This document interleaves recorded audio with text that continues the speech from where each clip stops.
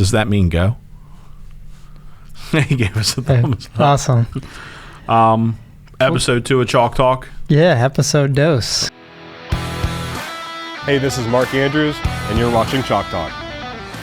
Good morning, Chris. Good morning, Rob. Yeah, we are on the morning of post Ravens versus Raiders last night, and obviously opened up the Ravens season at the Death Star in Las Vegas. That home team was definitely hyped. Bruce Buffer coming in doing the opening there, and Steve Aoki doing the DJ. But Well, they had Ice Cube and Too Short at halftime. yeah, that's unbelievable. That's Vegas knows how to throw on a party and entertainment. But Absolutely. going into the game, I think the Ravens were favored by maybe 4 or so based on who you're looking at, but they were definitely beat up. 13 players on IR. 5 starters. Yeah, a little rough. But I don't know, Chris, what'd you think last night? What were some of the takeaways on your end? So, taking a look at it, obviously you could see Lamar's trying to knock off some of the rust. He didn't get any preseason action. Taysom Williams had a great game for us filling in at running back. I mean, I don't think we could be any happier with the output that he had. Obviously the receivers played decent, but ultimately it was just small mistakes that ended up costing us the game. And I hate to say it, and I know he's our quarterback of the future, but that rust definitely showed, especially when it came to ball handling, a little sloppy with it. The defense spent a lot of time on the field. I mean, I know Marcus Peters being out, Jimmy Smith was, ruled inactive for the game. I mean, you're missing 2 of your top corners, and we've run a nickel defense, so we've got, 5 secondary defensive players on the field at all times. So, the pass rush just wasn't getting there. Derek Carr had plenty of time to just sit in the pocket and really kind of pick the Ravens apart. And the defense did what they could. There's no question about it, but it definitely a lot of rust that you could see on the offensive side of the ball. So, yeah, there was some rust. I don't disagree. I'd say I think some of the positive takeaways. I feel like Hollywood and Lamar were back on a better sync. Hollywood looked quick. Yeah, it looked quick. He looked really good. I know a couple games last season, it didn't seem like they were on the same page, even though they practiced together all the time. So it was good to see some of that going into future games. Hopefully they can make that more and more. So make more deep threats. And I do have to give the front office a little bit of credit. The running back situation, where you lose 3 going into it, you signed 2 for last night. And Le'Veon Bell obviously couldn't put on pads yet. Not yet. Yep. So I think that's going to be a bright spot. But to be able to kind of shift and find some people that were at home and get them to suit up and learn a playbook real quick. Yeah. Are you busy? Yeah. And the running backs, I mean, so given that, I feel like they looked respectable out there, given what the line would give them, able to run and do. So we'll see what kind of, obviously we got opening at the M&T Bank this Sunday against the Chiefs. And Chris and I are wearing these sunglasses. Chris is wearing it because of my baldness to spare his eyes, and I'm wearing them for his greatness. But it's bright in here if you guys didn't know that. It is. But we will be at the tailgate, and we're going to be giving away sunglasses. Be More Around Town tailgate. They open up at 3:30, and so we'll be there till game time at 8 o'clock. So we're stoked for that. But yeah, we got a home game on the horizon here. Yeah, and speaking of home game and our hometown guy, Mark Andrews, obviously not the production I know we want to see out of him. I know it's not what he wants based on conversations you and I have had, and but he is going to be here for a while.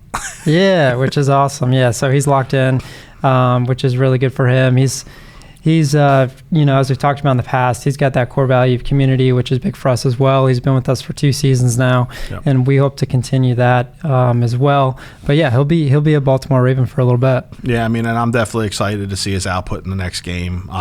Obviously, we spoke on a little bit last week with the $89 donation for every touchdown he scores, and we've got a tracker, so you guys will be seeing that, which is awesome.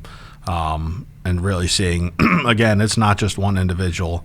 It's about 5 or 6 of us that are going to be donating. So it's definitely going to be exciting. Yeah, for sure. And so as we've gotten to know Mark, one thing that we've learned is that he loves his trucks. And so we've been able to support him with that and some of the awesome trucks that Chevy produces. And there's a new truck on the horizon too, right? I'm waiting for him to tell us he wants a ZR2 for next year. Chevy's done a little bit of a body redesign using a similar front end to what they're doing with the Tahoe and the interior. So obviously everybody knows typically with a Chevy, you've got your column shifter, your small in-dash. Well, they actually took it to about a 12-inch in-dash monitor. You can get a completely digital dash now. And with the ZR2 model, which we've always offered in the Colorado, we're still going to have the Trail Boss. And actually in 22, you can get a Trail Boss diesel, which is actually pretty cool. Oh. But now with the ZR2 coming out, that's Chevy's off-road brand truck. I'm excited about it. It's going to come with a 6.2 liter V8. It's the same motor they used in the Corvette, just tuned a little bit differently. Higher power outputs, upgraded suspension, aesthetics. I mean, it's a good looking truck. There's a small little clip of it on YouTube, obviously, that Chevy put out as a little teaser trailer, if you will, and super excited about what Chevy's going to bring to the product line for 2022. So, a lot of good changes in that truck. That's awesome. Yeah, that'll be exciting to see.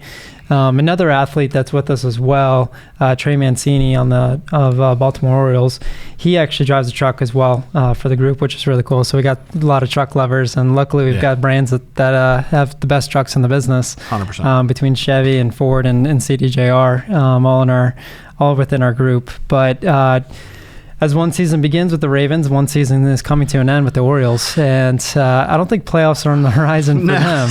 But no, I don't think we're going to lose. What was it, 116 games that the projection was, though? So it won't be as bad. I mean, the losing streak we had there for a while. Last 10 games were 5-5. Trey's still putting out good numbers. A couple of bright spots on the team. DJ Stewart. We've got the 2 up and comers coming up through the ranks right now, and I anticipate they'll make their MLB. They'll be there next year. They'll be at the show. Yeah. There's no way they're not. Yeah. I think it would be a good move for the front office to bring them up. Get the fan base back in tune a little bit more. I grew up an Orioles fan in the '90s when Cal Ripken's running on the field, Brady Anderson, Rafael Palmeiro.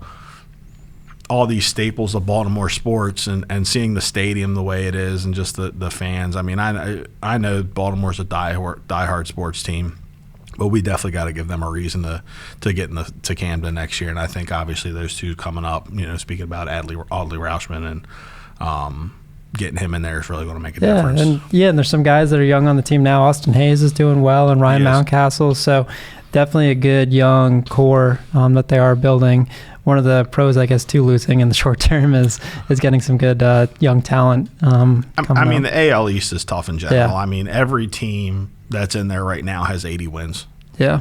I mean, it's every team that's in the AL East is a playoff contender right now. Yep. And with their lineup and the way they play, any one of them could win a World Series. Yeah, ton of offense. I mean, it's tough. Yeah, yeah.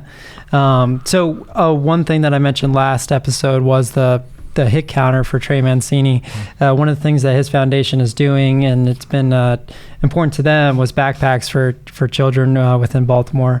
And so for every hit that Trey has this season, we are donating a backpack. So I'll have more to share in October as the season concludes, that first week in October. But as of right now, we have 132 backpacks that are going to go to kids in Baltimore, which is really cool. And working with them on the, where that's going to go spread throughout Baltimore. So I'll have more to share in October. But one of the bright spots, I guess, to this season is we're going to help some people out too, which is cool.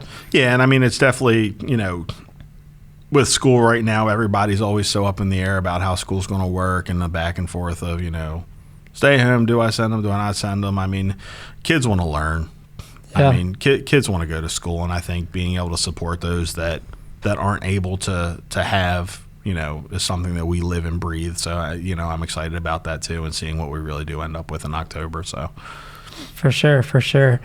And also, too, closing out, we want to not always highlight the professionals, but some of the local high school talent, too. So we've got football season. Friday Night Lights kicked off. Yeah. We got a couple games in, maybe 2 games for most of the local teams in Aberdeen, Elkton, Edgewood, Hartford County in general. And I'm glad to see these kids back out there able to play the sport they love. I mean, last year not being able to play and, these kids, high schools, if you're an athlete, that's what you go to school for the most part. You get your good grades, you figure that out. But these kids that are living and breathing sports, I mean, some of them are looking for scholarships and go to the collegiate level. And, I'm excited that they're actually able to get out there and play again.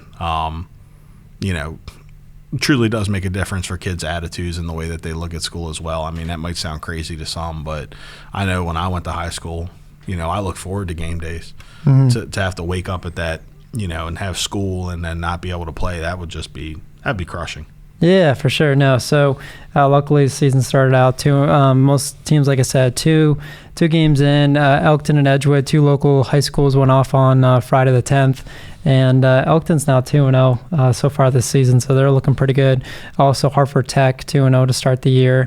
Aberdeen, Edgewood, plenty of games to go. 0-2 to start the year, but again, it's so early in the season, so looking forward to kind of some more highlights as we go on throughout the season. Especially when it comes to high school, these kids deserve the notoriety that they deserve. So I mean, it's exciting for us to actually be able to talk about them, not spend so much time on the pros. I mean, it's exciting for sure. Yeah, for sure. And we've got the local collegiate team, Navy.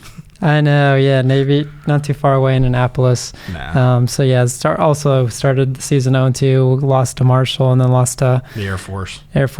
Yeah. I think the Air Force game probably hurt them the most.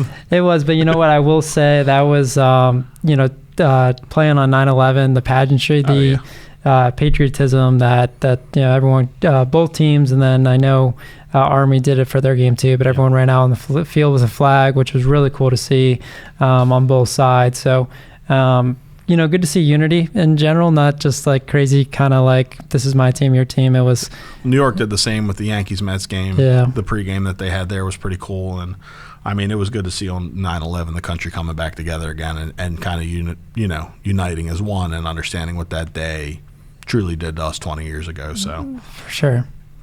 Yeah, so we've got, like we said, we've got a tailgate and a home game coming up on Sunday night, the 19th. Sunday night football. Yeah, Chris and I will be at the tailgate. We've got Jimmy O'Connor from Preston Ford West, and then we've got Freddie Wagner from Preston Ford of Aberdeen. So 4 of us will be at the tailgate. Please come say hello. Yeah. We'll be ready. We'll be giving away some goodies. We're going to give away some autographed merchandise too, which is really cool.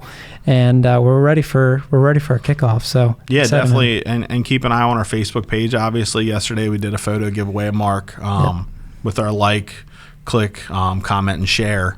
So we'll be doing stuff like that all season long as well with, Mark Andrews signed merchandise, and, it's fun. I mean, it definitely keeps people in touch with, what we do as a company and Yep. Definitely an opportunity to win a little something for your home collection as well. So yeah, absolutely. Well, cool. Well, thanks everybody for tuning in. This is episode 2, and we'll look forward to chatting with you on episode 3. Chalk Talk.